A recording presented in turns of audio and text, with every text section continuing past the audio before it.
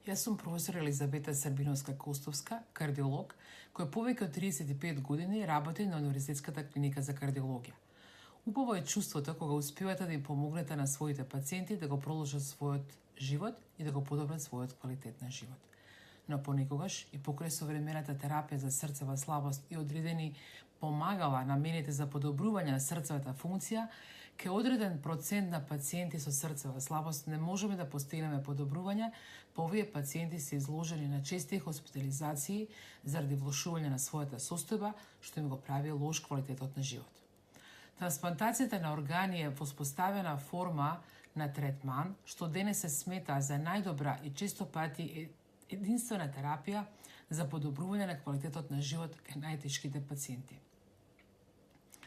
Најновите податоци од глобалната обсервација на Светската здравствена организација за донации и трансплантација укажуваат дека се изведуваат над 130.000 трансплантации на различни органи ширум светот. Иако бројката е импресивна, се проценува дека овој број представува помалку од 10% од глобалната потреба.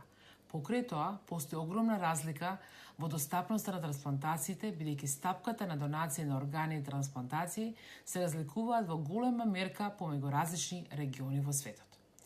Кај нас се направи првата трансплантација на срце, која успешно заврши и е надеж за пациентите и потик за нас докторите од селекција на пациентите кои ќе процениме дека ќе имаат бенефит, па се до изведувањето на трансплантацијата. Органодарителството значи продолжеток на животот на оние на кои може да им се помогне, односно не се вели напразно дека органодарителството и трансплантацијата се живот после смрт.